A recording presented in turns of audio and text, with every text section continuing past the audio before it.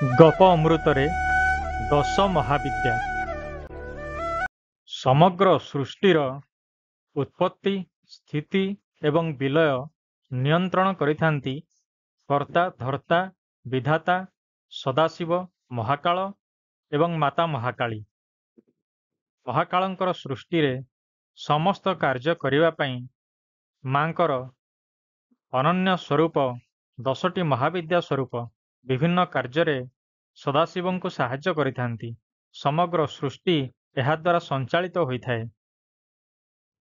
ସୃଷ୍ଟିରେ ମନୁଷ୍ୟକୁ ନିର୍ମାଣ କରିବା ପାଇଁ ଅନେକ ଗୁଡ଼ିଏ ଜୀବ ସୃଷ୍ଟି କରିଛନ୍ତି ଭଗବାନ। ଯଦି ପିମ୍ପୁଡ଼ିଟିଏ ତିଆରି ହୋଇନଥାନ୍ତା ତାହେଲେ ମଣିଷର ତିଆରି ହେବା ମଧ୍ୟ ସମ୍ଭବ ହୋଇପାରିନଥାନ୍ତା। ତେଣୁ ବିବର୍ତ୍ତନବାଦ ସବୁବେଳେ ଚାଲିଅଛି ଏବଂ ଆଗକୁ ଚାଲିଥିବ। ଏହି ବିବର୍ତ୍ତନବାଦ ପ୍ରକ୍ରିୟାରେ 10 ମହାଦେବୀଙ୍କର ନିହାତି ଭାବରେ ଆଶୀର୍ବାଦ ରହିଛି। ସାଧକ, ମୁନିଋଷି, ତପସ୍ୱୀ ସମସ୍ତେ ତାନ୍ତ୍ରିକ ଇତ୍ୟାଦି 10 ମହାବିଦ୍ୟାଙ୍କ ହାସଲ କରିବା ପାଇଁ ସବୁବେଳେ ପ୍ରଚେଷ୍ଟା କରିଆସିଛନ୍ତି। ତେବେ ସାଂସାରିକ ମନୁଷ୍ୟର ଏହି 10 ମହାବିଦ୍ୟା ଦେବୀ ସ୍ୱରୂପଙ୍କର କ'ଣ ଉପାଦେୟତା ରହିଛି? ଆସନ୍ତୁ ଜାଣିବା।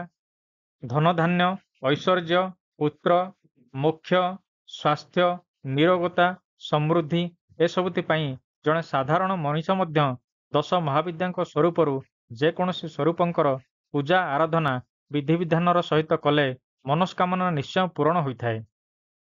ଏହି 10 ମହାବିଦ୍ୟା ବା ମହାକାଳୀଙ୍କର ଶ୍ରେଷ୍ଠ ବିଦ୍ୟାଦାତ୍ରୀ ସ୍ୱରୂପ ସେଗୁଡ଼ିକ ହେଉଛନ୍ତି କାଳୀ, ତାରା, ତ୍ରିପୁର ସୁନ୍ଦରୀ ବା ଷୋଡ଼ଶୀ, ଭୁବନେଶ୍ୱରୀ, ତ୍ରିପୁର ଭୈରବୀ, ଛିନ୍ନମସ୍ତା, ଧୂମାବତୀ, ବଗଳାମୁଖୀ, ମାତଙ୍ଗୀ ଏବଂ କମଳାତ୍ମିକା।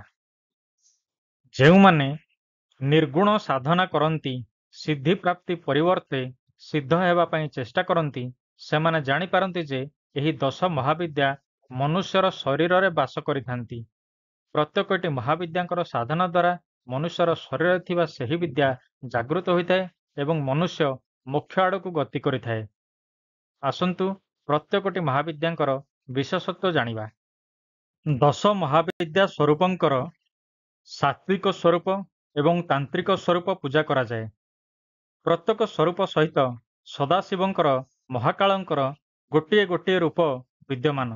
ଯେମିତିକି ମା କାଳୀଙ୍କ ସହିତ ମହାକାଳ, ଦେବୀ ତାରାଙ୍କ ସହିତ ଅକ୍ଷୋଭ୍ୟ, ଷୋଡ଼ଶୀଙ୍କ ସହିତ କାମେଶ୍ୱର, ଭୁବନେଶ୍ୱରୀଙ୍କ ସହିତ ତ୍ରୟମ୍ବକେଶ୍ୱର, ତ୍ରିପୁର ଭୈରବୀଙ୍କ ସହିତ ଦକ୍ଷିଣାମୂର୍ତ୍ତି, ଛିନ୍ନମସ୍ତାଙ୍କ ସହିତ କ୍ରୋଧ ଭୈରବ, ଧୂମାବତୀ ଯେହେତୁ ବୈଧବ୍ୟ ଲାଭ କରିଛନ୍ତି ତେଣୁ ସେହି ଅବସ୍ଥାରେ ମହେଶ୍ୱରଙ୍କୁ ସିଏ ଗ୍ରହଣ କରି ନେଇଥିଲେ, ତେଣୁ ତାଙ୍କ ସହିତ ଶିବ ନାହାନ୍ତି। ଏହାପରେ ବଗଳାମୁଖୀଙ୍କ ସହିତ ମୃତ୍ୟୁଞ୍ଜୟ ଶିବ, ମାତଙ୍ଗୀଙ୍କ ସହିତ ମାତଙ୍ଗ ରୂପରେ ଏବଂ କମଳାତ୍ମିକା ମାତାଙ୍କ ସହିତ ବିଷ୍ଣୁ ସ୍ୱରୂପରେ ସଦାଶିବ ପୂଜା ପାଇଥାନ୍ତି। ବିଜ୍ଞାନରେ ଆମେମାନେ ସମସ୍ତେ ପଢ଼ିଛେ ଯେ ଶକ୍ତି ହେଉଛି ଗୋଟିଏ, ଶକ୍ତିର କ୍ଷୟ ହୁଏ ନାହିଁ, ଏହା କେବଳ ଗୋଟିଏ ରୂପରେ ଅନ୍ୟ ଗୋଟିଏ ରୂପକୁ ରୂପାନ୍ତରିତ ହୋଇଥାଏ। ତେଣୁ ଆଧ୍ୟାତ୍ମ ବିଜ୍ଞାନରେ ମଧ୍ୟ କୋଟି କୋଟି ବର୍ଷ ତଳେ ଏହିସବୁ ଜିନିଷ ବିଦ୍ୟମାନ। ଦଶାବତାର ଭଗବାନ ବିଷ୍ଣୁଙ୍କର ଏବଂ 10 ମହାବିଦ୍ୟା ମହାକାଳୀଙ୍କର ଏହି ଦୁଇଟି ମଧ୍ୟରେ ସମ୍ପର୍କ ରହିଅଛି। ଶକ୍ତିଙ୍କର ସେହି ଅବତାର ହିଁ ଭଗବାନ ବିଷ୍ଣୁଙ୍କର ଅବତାର ରୂପେ ସେମାନେ ଜନ୍ମଗ୍ରହଣ କରିଥାନ୍ତି। ଯେମିତିକି କାଳୀଙ୍କର ଅବତାର ହେଉଛନ୍ତି ଶ୍ରୀକୃଷ୍ଣ, ତାରାଙ୍କର ହେଉଛନ୍ତି ମତ୍ସ୍ୟ ଅବତାର, ଷୋଡ଼ଶୀଙ୍କର ହେଉଛନ୍ତି ପରଶୁରାମ ଅବତାର, ଭୁବନେଶ୍ୱରୀଙ୍କର ହେଉଛନ୍ତି ବାମନ ଅବତାର, ତ୍ରିପୁର ଭୈରବୀଙ୍କର ବଳରାମ ଅବତାର, ଛିନ୍ନମସ୍ତାଙ୍କର ନରସିଂହ ଅବତାର, ଧୂମାବତୀଙ୍କର ବରାହ ଅବତାର, ମା ବଗଳାମୁଖୀଙ୍କର କୁର୍ମ ଅବତାର ବା କଚ୍ଛପ ଅବତାର, ମାତଙ୍ଗୀଙ୍କର ରାମ ଅବତାର, କମଳାଙ୍କର ବୁଦ୍ଧ ଅବତାର ଏବଂ ଶେଷରେ କଳ୍କୀ ହେଉଛନ୍ତି ମା ଦୁର୍ଗାଙ୍କର ଅବତାର। 10 ମହାବିଦ୍ୟା ଉପରେ କଥାଟିଏ। ମହାଦେବ ଶିବ ଏବଂ ମାତା ସତୀ କୈଳାସରେ ଅବସ୍ଥାନ କରୁଥିଲେ। ଏହି ସମୟରେ ମାତା ସତୀ ନିଜର ପିତ୍ରାଳୟ ଦକ୍ଷ ପ୍ରଜାପତିଙ୍କ ଗୃହକୁ ଯିବା ପାଇଁ ଚାହିଁଲେ। କିନ୍ତୁ ନିମନ୍ତ୍ରଣ ଆସିନାହିଁ ବୋଲି ମହାଦେବ ତାଙ୍କୁ ବାରଣ କଲେ। ଏହାପରେ ସେ କ୍ରୁଦ୍ଧ ହୋଇଯାଇ ନିଜର ଏହି 10 ଅବତାର ବା 10 ମହାବିଦ୍ୟାଙ୍କ ସ୍ୱରୂପ 10ଟି ଦିଗରେ ମହାଦେବଙ୍କୁ ଦର୍ଶନ କରାଇଥିଲେ। ତାପରେ ତାଙ୍କର ନିବେଦନ କ୍ରମେ ଦେବୀ ଶାନ୍ତ ହୋଇଯାଇଥିଲେ। 10 ମହାବିଦ୍ୟାଙ୍କର ପ୍ରଥମ ରୂପ ବା ପ୍ରଥମ ମହାବିଦ୍ୟା ହେଉଛନ୍ତି ମା କାଳୀ, ଯେ କି ମା ଦୁର୍ଗାଙ୍କର ଶତ୍ରୁ ସଂହାରିଣୀ ସ୍ୱରୂପ। ତେଣୁ ସାଧକ ଯେ କି କାଳୀଙ୍କର ଉପାସନା କରିଥାଏ, ତା ମଧ୍ୟରେ ଶତ୍ରୁ ସଂହାର କରିବା ପାଇଁ ମା ଶକ୍ତି ଦେଇଥାନ୍ତି। ଏହାଛଡ଼ା ମାଙ୍କ ଆରାଧନା କରୁଥିବା ବ୍ୟକ୍ତି ବା ସାଧକଙ୍କର ପ୍ରଥମେ ବାକ୍ ସିଦ୍ଧି ହାସଲ ହୁଏ। ଅତୀତ, ବର୍ତ୍ତମାନ ଏବଂ ଭବିଷ୍ୟତ ବିଷୟରେ ଜ୍ଞାନ ଏବଂ ଘଟଣାବଳୀ ତା ଆଖି ଆଗରେ ଦୃଶ୍ୟମାନ ହୋଇଯାଇଥାଏ। ବାକ୍ ସିଦ୍ଧି ଦ୍ୱାରା ସେ କୌଣସି ବିଷୟ ଯାହା କହିଥାଏ ତାହା ସତ୍ୟରେ ପରିଣତ ହୋଇଯାଇଥାଏ। ଦ୍ୱିତୀୟ ମହାବିଦ୍ୟା ହେଉଛନ୍ତି ମା ତାରା, ଯେ କି ସଂସାରର ସମସ୍ତ ଦୁଃଖ କଷ୍ଟରୁ ଭକ୍ତକୁ ତାରଣ କରିଥାନ୍ତି, ରକ୍ଷା କରିଥାନ୍ତି ଏବଂ ମୋକ୍ଷ ପ୍ରଦାନ କରିଥାନ୍ତି।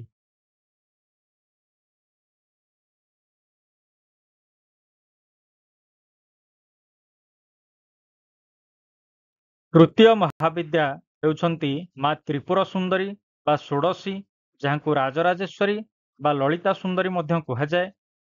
ତାଙ୍କର ଆରାଧନା ଦ୍ୱାରା ସମସ୍ତ ସାଂସାରିକ ତଥା ଆଧ୍ୟାତ୍ମିକ ଐଶ୍ୱର୍ଯ୍ୟ ପ୍ରାପ୍ତ ହୋଇଥାଏ ଏବଂ ଶାଶ୍ୱତ ଶାନ୍ତି ତଥା ମୋକ୍ଷ ମିଳିଥାଏ। ମାନ ସମ୍ମାନ ପ୍ରାପ୍ତି, ଐଶ୍ୱର୍ଯ୍ୟ ପ୍ରାପ୍ତି, ଭୋଗବିଳାସ ପ୍ରାପ୍ତି ଏବଂ ପୁତ୍ର ପ୍ରାପ୍ତି ପାଇଁ 10 ମହାବିଦ୍ୟାଙ୍କର ଚତୁର୍ଥ ମହାବିଦ୍ୟା ଭୁବନେଶ୍ୱରୀ ବା ଶାକମ୍ଭରୀଙ୍କର ଆରାଧନା କରାଯାଇଥାଏ। ଏହି ଭିଡିଓରେ ଦେବୀଙ୍କର ଯେଉଁ 10 ମହାବିଦ୍ୟା ବା 10ଟି ଅବତାର ବିଷୟରେ ଆପଣମାନଙ୍କୁ କହୁଛି, ସେ ସମସ୍ତଙ୍କର ପୂଜା ଏବଂ ଆରାଧନା ପାଇଁ ବିଧିବିଧାନ ରହିଛି। ଯେଉଁମାନେ ବିଧିବିଧାନର ସହିତ ପୂଜା ଅର୍ଚ୍ଚନା କରନ୍ତି ନାହିଁ ଏବଂ ନିଜର ଶରୀର ତଥା ମନକୁ ନିର୍ମଳ ରଖି ପୂଜା କରନ୍ତି ନାହିଁ, ସେମାନଙ୍କ କ୍ଷେତ୍ରରେ ପୂଜାର ବିପରୀତ ଫଳ ପଡ଼ିବାର ସମ୍ଭାବନା ବହୁତ ରହିଛି। ତେଣୁ ଦେବୀଙ୍କ ପୂଜା ବା ଆରାଧନାରେ ସାବଧାନତା ଅବଲମ୍ବନ କରିବା ଆବଶ୍ୟକ। ଉପଯୁକ୍ତ ଗୁରୁଙ୍କର ତତ୍ତ୍ୱାବଧାନରେ ରହି ଦେବୀଙ୍କର ପୂଜା କରିବା ନିହାତି ଜରୁରୀ। ତେଣୁ ଆପଣମାନଙ୍କୁ ଅନୁରୋଧ, ଏହି ଭିଡିଓରେ ମୁଁ ଦେଉଥିବା ସୂଚନା କେବଳ ଆପଣମାନଙ୍କର ଅବଗତି ତଥା ଜ୍ଞାନ ବୃଦ୍ଧି ନିମନ୍ତେ, ଅନ୍ୟ କୌଣସି ପ୍ରୟୋଜନରେ ଏହାକୁ ଆପଣମାନେ ବ୍ୟବହାର କରନ୍ତୁ ନାହିଁ। ଆସନ୍ତୁ ଦେଖିବା ପରବର୍ତ୍ତୀ ମହାବିଦ୍ୟା। ମା ତ୍ରିପୁର ଭୈରବୀ ମହାବିଦ୍ୟାଙ୍କର ଉପାସନା ଦ୍ୱାରା ଭକ୍ତକୁ ବରଦାନ ମିଳିଥାଏ ଏବଂ ଅଭୟ ମିଳିଥାଏ।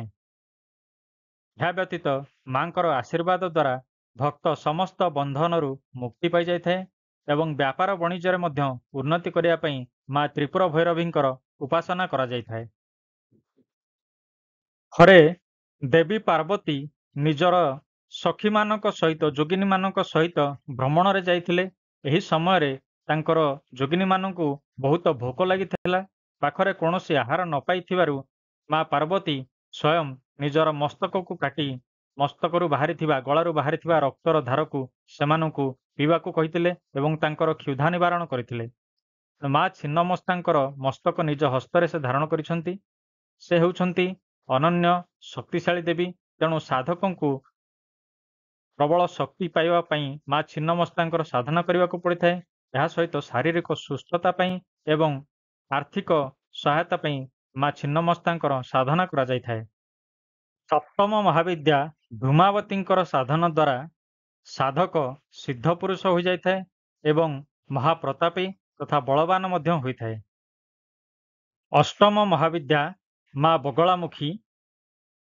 ବଗଳାମୁଖୀଙ୍କର ସାଧନା ଦ୍ୱାରା ଶତ୍ରୁ ଉପରେ ବିଜୟ ଲାଭ କରିବା ପାଇଁ ଶକ୍ତି ମିଳିଥାଏ।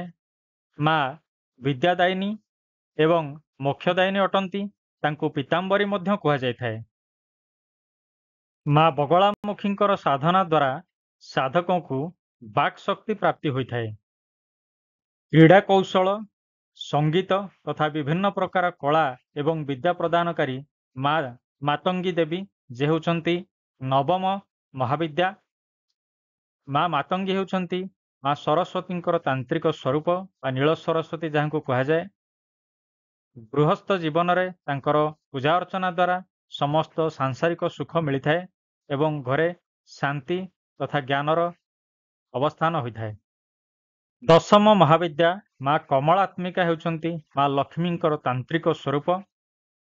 ନାରୀ, ଭୂମି ଏବଂ ଗୋ ସମ୍ପଦ ତଥା ଅନ୍ୟାନ୍ୟ ଧନରତ୍ନ ପ୍ରାପ୍ତି ପାଇଁ ମାଙ୍କର ସାଧନା କରାଯାଇଥାଏ।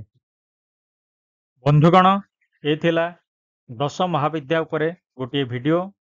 ସଂକ୍ଷେପରେ ଆପଣମାନଙ୍କ ପାଇଁ ସୂଚନା ଦେଇଛି। ଭଲ ଲାଗିଥିଲେ ଲାଇକ୍ ନିଶ୍ଚୟ କରିବେ ଏବଂ କମେଣ୍ଟରେ ଲେଖି ଜଣାଇବେ। ଆପଣମାନଙ୍କୁ ଅନୁରୋଧ, ଗପ ଅମୃତ ଚ୍ୟାନେଲକୁ ସବସ୍କ୍ରାଇବ୍ କରନ୍ତୁ। ଆଗାମୀ ଭିଡ଼ିଓ ଗୁଡ଼ିକରେ ଆପଣମାନଙ୍କ ପାଇଁ ଅନେକ ଗୁଡ଼ିଏ ଜ୍ଞାନପ୍ରଦ କଥା ନେଇ ଆସିବି। ସେ ପର୍ଯ୍ୟନ୍ତ ବିଦାୟ ଦିଅନ୍ତୁ। ଧନ୍ୟବାଦ।